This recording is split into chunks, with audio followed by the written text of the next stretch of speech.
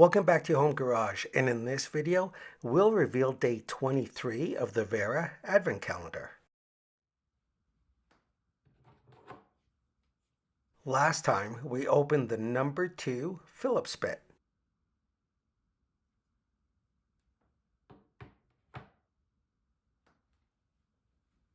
Now let's see what's behind number 23 as we move through the numbers 1 to 24, which represent the days in December before Christmas.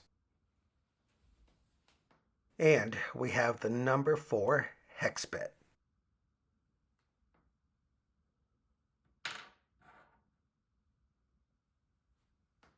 Now don't forget to tune into the next video when we reveal day 24.